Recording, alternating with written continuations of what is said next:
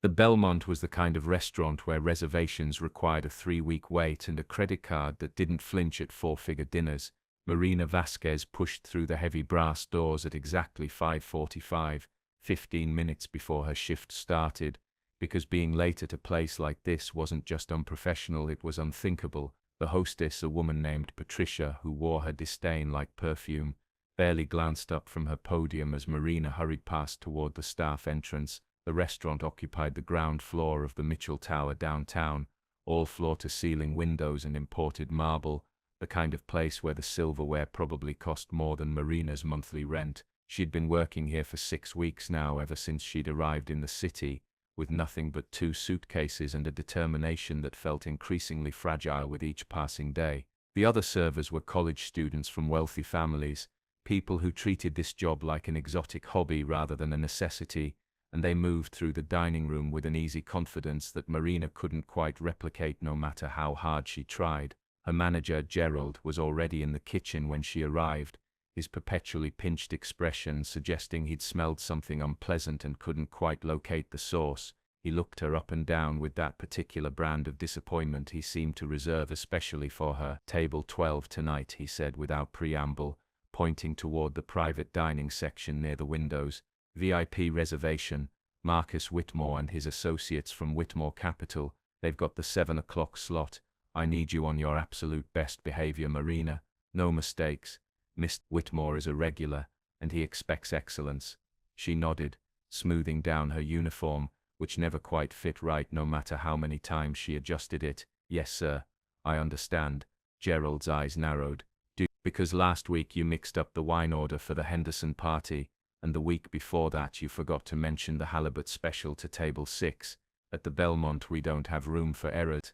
The criticism stung, particularly because Marina knew she'd been trying harder than anyone else on staff. She worked doubles whenever possible, memorized the menu in English even though the culinary terms felt foreign and clumsy in her mouth, practiced her pronunciation in the mirror of her tiny studio apartment until the words felt less like obstacles. But somehow, no matter what she did, it was never quite enough.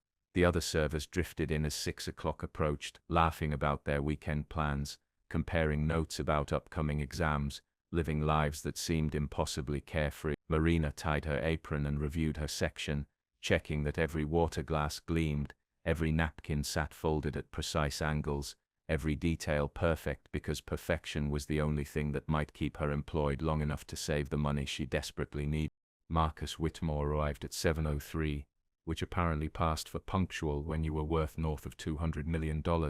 Marina watched from her station as Patricia practically bowed at the waist, all her usual coldness melting into simpering warmth as she escorted him and his 3 associates toward table 12. Whitmore moved like a man who'd never questioned his right to occupy space, his custom suit probably worth more than Marina earned in 6 months, his silver hair styled with the kind of casual perfection that required significant effort to achieve.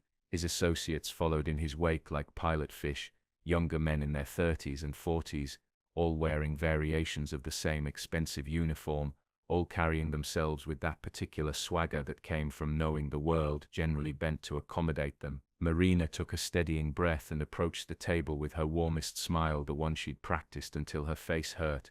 "Good evening, gentlemen. Welcome to the Belmont. My name is Marina, and I'll be taking care of you this evening." Her accent, which she'd worked so hard to minimize, still colored the edges of her words, turning certain vowels into something slightly foreign, slightly other. Whitmore glanced up from his phone with the kind of delayed attention that suggested he considered acknowledging service staff to be optional. "Water, still not sparkling. Room temperature. Can you manage that?" The question dripped with condescension, each word carefully weighted to remind her of the vast gulf between their respective positions in the world. Marina nodded, maintaining her smile through sheer force of will. "Of course, sir. I'll bring that right away. Can I also offer you our wine list, or perhaps something from the bar?" One of the younger associates, a man with too much gel in his hair and a tie that probably cost $800, smirked. "Maybe just bring the drinks first. We can tackle the complicated stuff once we're sure you've got the basics down." The other men chuckled, and Marina felt heat creep up her neck, but she kept her expression neutral, professional, pleasant. "Absolutely. I'll be right back with your water." She could hear them as she walked away, their voices carrying across the dining room with the carelessness of people who'd never had to worry about being overheard. Jesus, Marcus, where do they find these people? Probably paying minimum wage and wondering why they can't get decent staff. Their laughter followed her like a slap, but Marina forced herself to breathe through it, to remember that she needed this job, needed every paycheck, needed to keep her head down and push through until she'd saved enough to bring her mother over from Colombia to start the life she'd promised they'd build together. She returned with their water, poured each glass with steady hands, and stood ready with her notepad. Are you ready to order, or would you like a few more minutes? Whitmore didn't look up from his menu. What's the special tonight? Marina straightened her spine and delivered her practiced speech.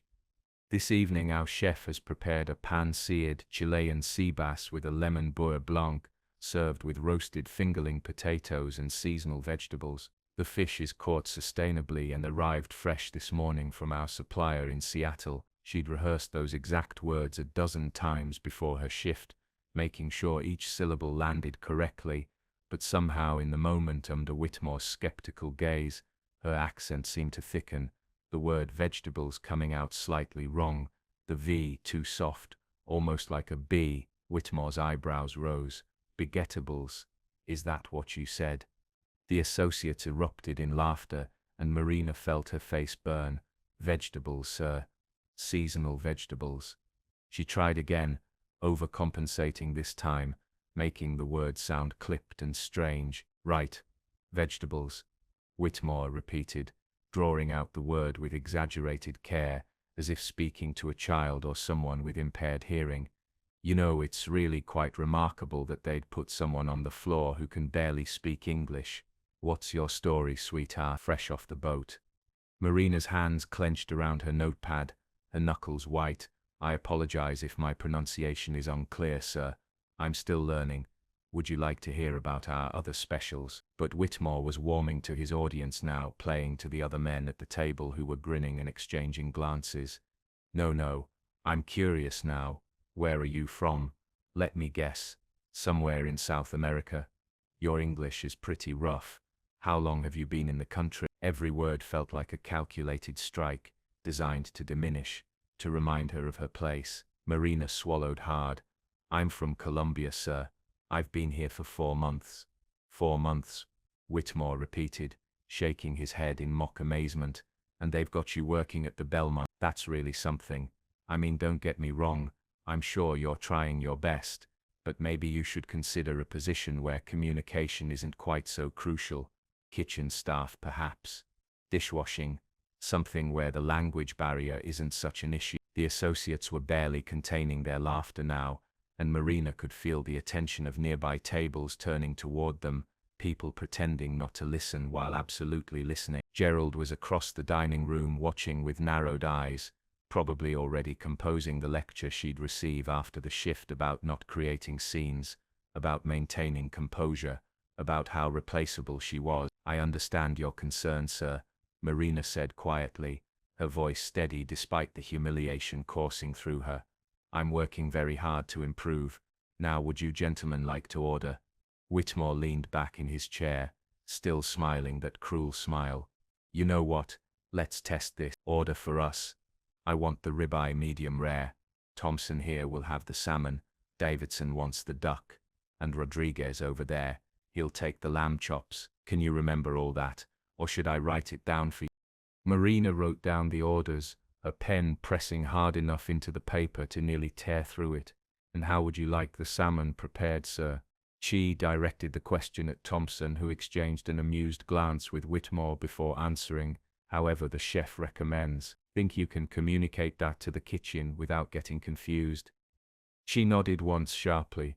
Of course, but Whitmore wasn't finished. He was enjoying himself too much, riding the wave of his associates' laughter, performing for an audience that included not just his table, but the surrounding diners who were now openly watching the spectacle.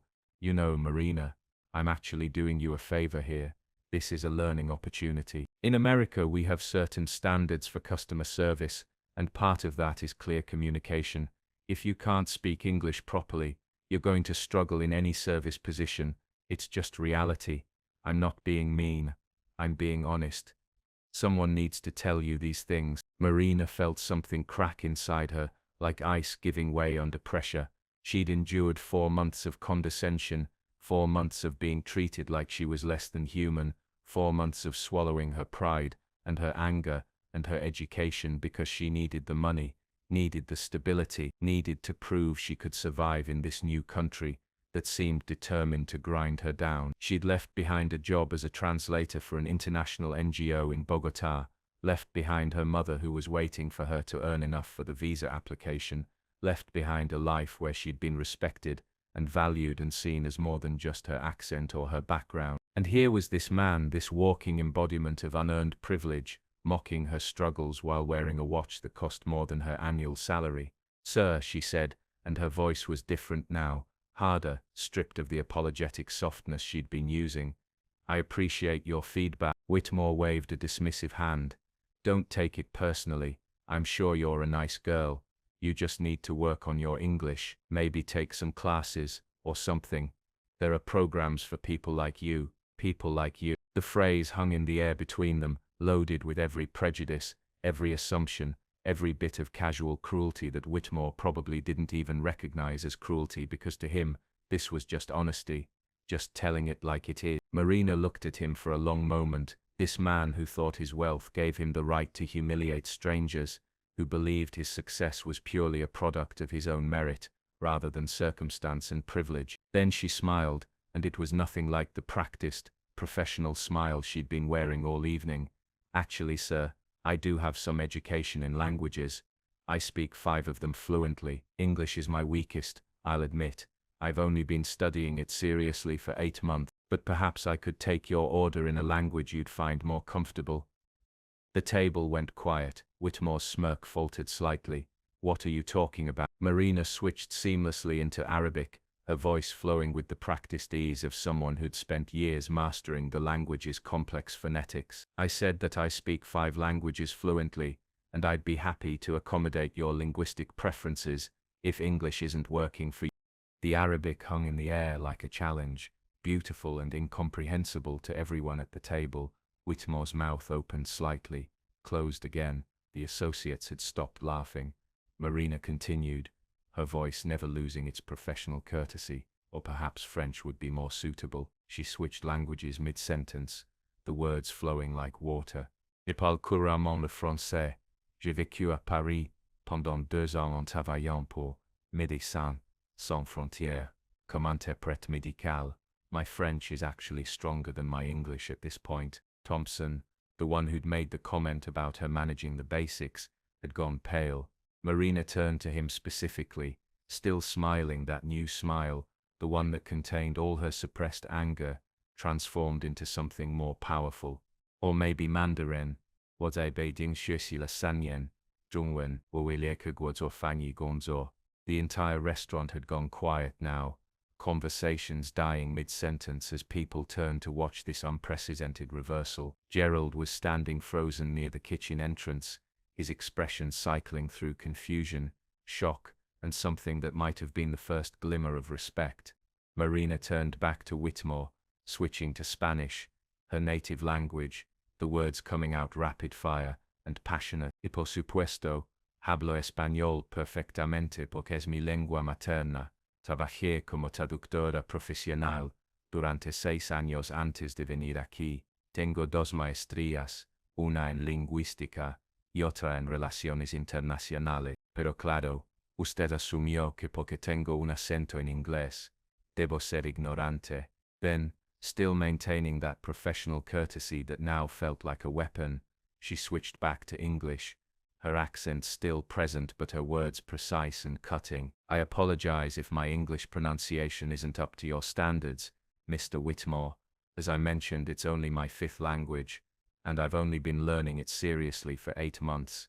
In Colombia, I worked as a senior translator for the United Nations Development Program. I've interpreted for diplomats, medical professionals and business executives in 4 continents. I hold master's degrees in linguistics and international relations from Universidad Nacional de Colombia, which I'm sure you've never heard of because you strike me as the kind of man who thinks education only happens in places where tuition costs more than a house." Whitmore had gone from pink to red, to a kind of greyish pale, his earlier confidence evaporating like water on hot pavement.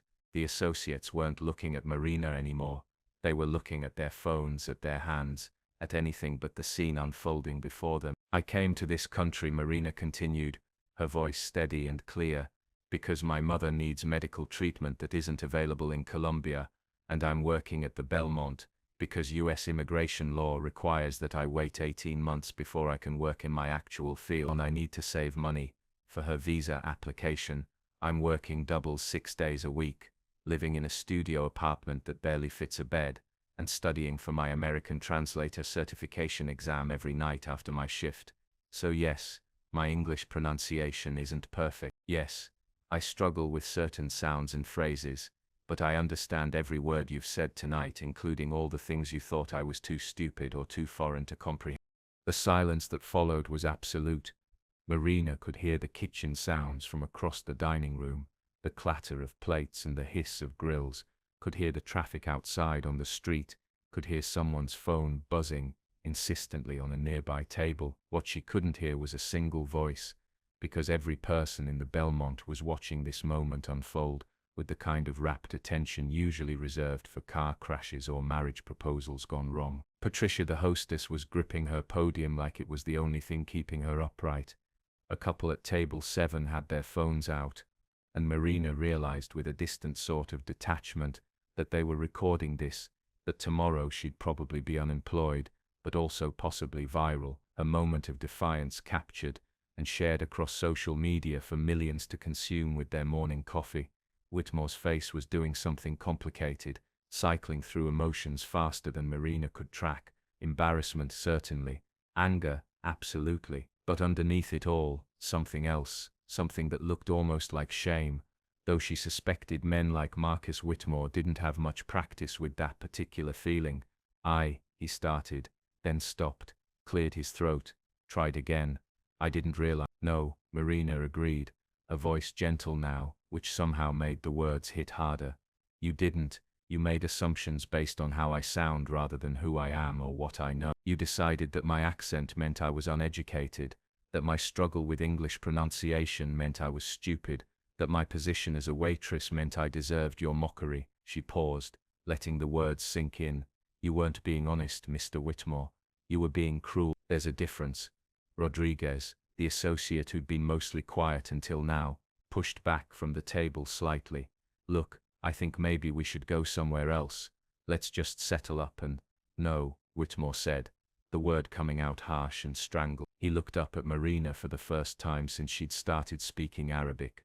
Really looked at her, seeing her perhaps for the first time as an actual person rather than just a background character in his evening. No, we're staying. Marina, I apologize. That was inexcusable. I was showing off for my colleagues, and I was cruel, and you're absolutely right to call me out on it. The apology sounded rusty, like something he hadn't had much practice with, but it also sounded genuine, which surprised Marina more than anything else that had happened in the past 10 minutes. She felt some of the tension drain from her shoulders, though her hands were still shaking slightly from the adrenaline coursing through her system. I appreciate that, sir. Would you still like to order dinner? Thompson made a choking sound that might have been a laugh, or might have been horror. Davidson was staring at his water glass like it contained the secrets of the universe, but Whitmore nodded slowly. Yes, and I'd like to order a bottle of wine for the table. Your choice, Marina. Whatever you think would pair well with the meals. I trust your judgment. It was an olive branch, she recognized, an attempt at making amends that probably felt enormous to a man unused to admitting he was wrong. Marina nodded once and went to place their orders, aware of every eye in the restaurant following her movement across the dining room.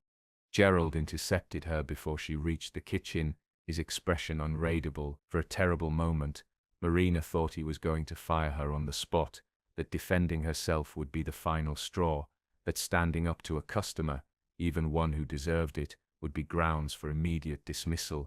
But instead, Gerald did something she'd never seen him do before. He smiled. It wasn't much of a smile, more like his face had temporarily forgotten how to arrange itself into an expression of disapproval, but it was definitely a smile. That, he said quietly, was the most professionally delivered takedown I've witnessed in 20 years of restaurant management. Whitmore had that coming. Hell, I've wanted to say something like that to him for the past 5 years. Marina blinked, thrown by this sudden reversal. I'm not fired. Fired? Gerald looked genuinely shocked. Are you kidding? The entire dining room is buzzing. 3 tables have asked for you specifically to serve them.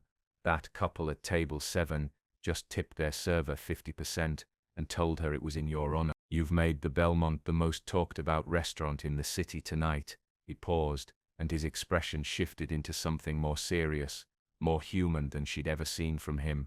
I'm sorry, Marina. I should have noticed what was happening. I should have stepped in when Whitmore started his performance. I let you handle abuse that no employee should have to tolerate, and that was wrong of me. The apology caught her off guard, and she felt unexpected tears prick at her eyes. Thank you, she managed. Now go take care of your table. And Marina, take your time with them. Make them sit in their discomfort for a while. They've earned it. The rest of the evening passed in a strange blur. Marina delivered Whitmore's table their meals with perfect professionalism, recommended a wine that she knew was one of the most expensive bottles on the menu, and watched as the 4 men ate in near silence. The earlier bravado completely evaporated. Other diners kept glancing over, some nodding at her with respect, others smiling in that conspiratorial way that said they'd witnessed the whole thing and were firmly on her side. The couple at table 7 introduced themselves as she passed.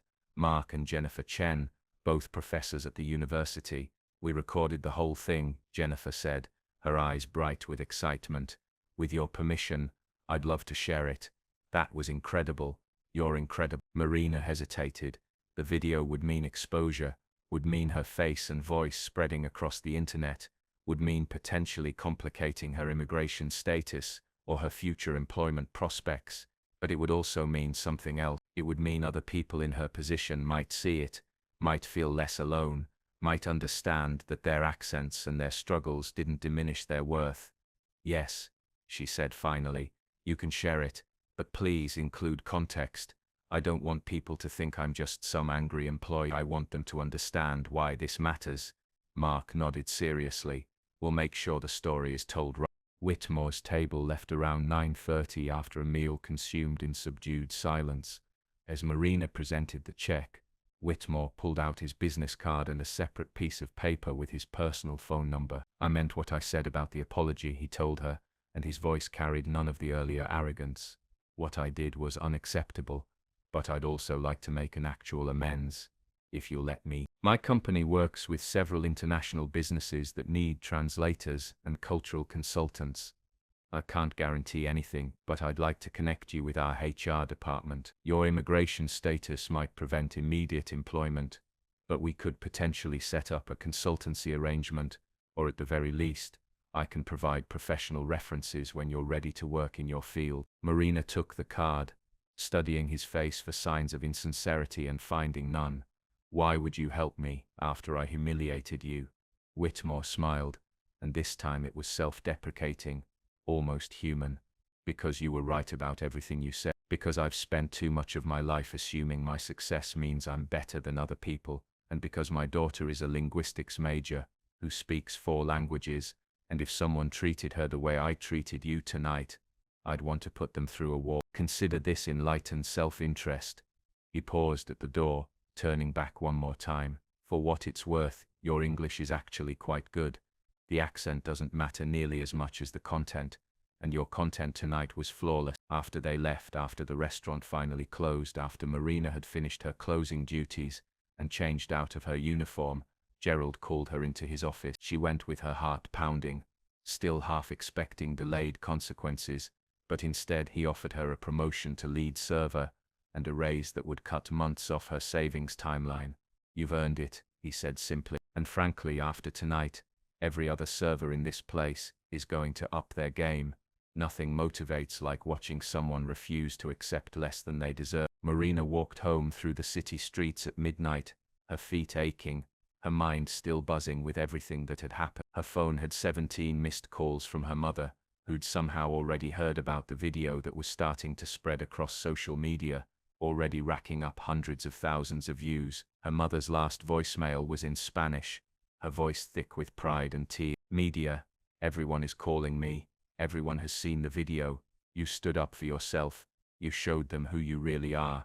I'm so proud of you. Marina let herself cry then, standing on a street corner at midnight in a city that had felt hostile and foreign just hours ago, but now felt like maybe, possibly, it might become home. The video would continue spreading overnight, would be picked up by news outlets and commentators, would spark conversations about immigration and accent discrimination and the assumptions people made about service workers. Marina would wake up the next morning to interview requests and job offers, and hate mail in equal measure.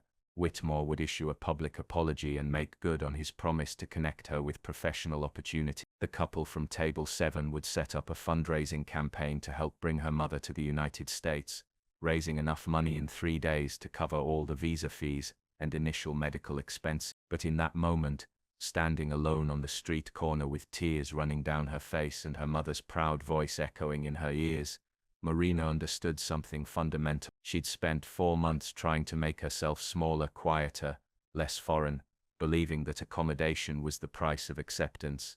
But tonight she'd learned that the cost of diminishing yourself was always higher than the cost of standing tall. Her accent wasn't a weakness to be overcome, but a testament to the work she'd done, the bridges she'd built between languages and cultures. Her struggle with English pronunciation wasn't ignorance, but evidence of the 5 other languages she'd mastered. And her position as a waitress wasn't a measure of her worth, but a temporary stop on a longer journey. She'd spent so long apologizing for taking up space that she'd forgotten she had every right to be here, to be heard, to be respected regardless of how her words sound. Tonight, in front of a restaurant full of witnesses and a man who'd tried to make her feel small, she'd remembered, and she would never forget again.